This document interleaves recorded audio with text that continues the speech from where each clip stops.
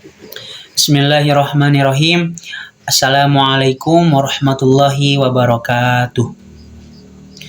Alhamdulillah liwahibil atiyah wassalatu wassalamu ala khairil bariyah wa ala alihi dawin nufusiz zakiyah amma ba'd. Wa qala Allah ta'ala fil Qur'anil Karim wa huwa asdaqul qailin yarfa'illahu alladhina amanu minkum walladhina utul ilma darajat al-ayah. Manane wallahu a'lam bil murad. Wa qala an-nabiy sallallahu alaihi wasallam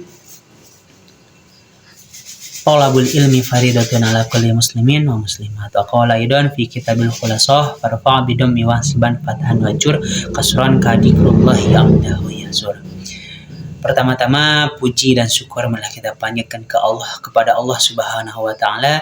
Berkat qada dan iradatnya kita bisa berkumpul di tempat yang mudah-mudahan dirahmati Allah. Amin ya Allah ya rabbal alamin.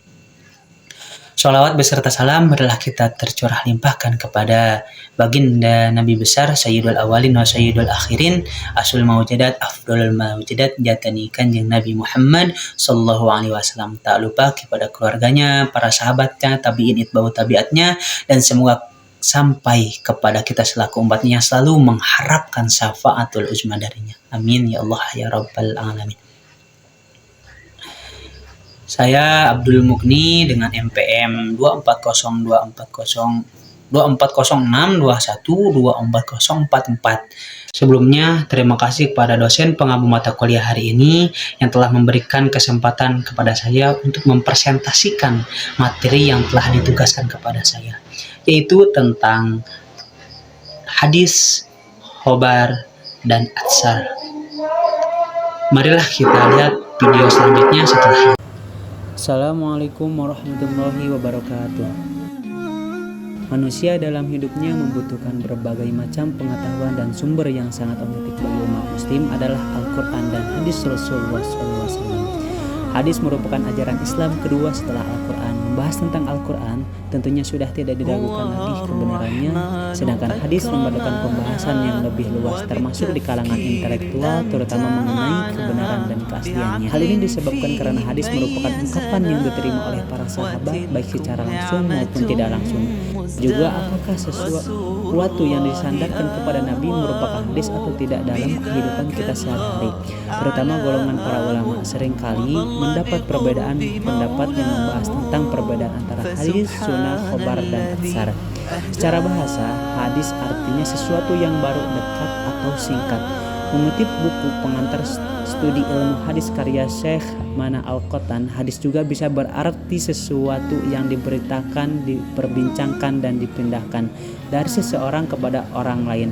Hadis mencakup semua hal yang datang dari Rasulullah SAW, baik berupa ucapan, perbuatan, maupun perlakuan. Khobar adalah segala sesuatu yang disandarkan berasal dari Nabi Muhammad SAW atau selainnya. Sebagian ulama berpendapat bahwa khobar itu dikhususkan untuk segala sesuatu yang datang dari berasal dari selain Nabi. Sumber hukum lain yang datang dari Rasulullah SAW adalah atsar. Secara bahasa, atsar artinya bekasan sesuatu atau sisa sesuatu, sedangkan secara istilah, atsar mempunyai pengertian yang sama dengan khobar dan hadis. Sisi lain, para fuqaha memakai istilah atsar sebagai sebutan untuk perkataan para ulama salaf, sahabat, tabi'in, dan lain-lain. Lalu bagaimana sih hadis untuk bisa berkembang sampai sekarang ini? Berbeda dengan Al-Quran yang telah resmi dibukukan sejak masa Khalifah Abu Bakar As-Siddiq. Hadis-hadis Rasulullah belum dihimpun dengan pembukuan resmi, melainkan masih terjaga di hati para sahabat. Penghimpunan hadis itulah yang dikenal dengan kodifikasi hadis dalam jurnal peran Umar Ibnu Abdul Aziz dalam kodifikasi hadis oleh Muhammad Khalid Samsuddin. Masa kodifikasi hadis terbagi menjadi dua, yakni kodifikasi hadis yang bersifat pribadi dan yang bersifat resmi. Kodifikasi hadis yang bersifat pribadi sudah dimulai sejak masa Rasul, namun saat itu belum menjadi kebijaksanaan pemerintah secara resmi. Sedangkan kodifikasi hadis secara resmi baru dimulai ketika pemerintahan dipegang oleh Umar bin Abdul Aziz. Kodifikasi hadis oleh Umar bin Abdul Aziz tersebut dilatar belakangi oleh beberapa hal, seperti banyak penghafal hadis yang meninggal dunia baik karena sudah lanjut usia maupun gugur.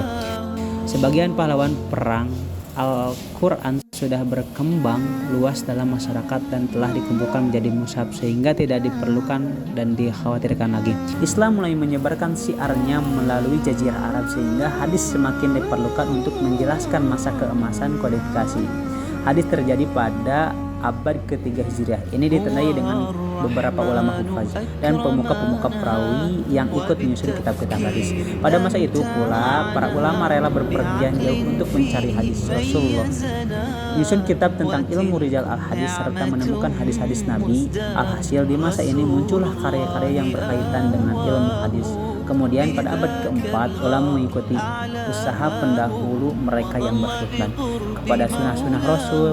Fase ini dinamakan fase pemeliharaan hadis dan mengumpulkan hadis Nabi secara utuh. Oleh sebab itulah pada zaman yang sekarang ini kita dapat menemukan sebuah hadis tanpa harus datang kepada para ulama. Sekian penjelasan dari saya akhiri. Jazakallahu khairan. Wassalamualaikum warahmatullahi wabarakatuh.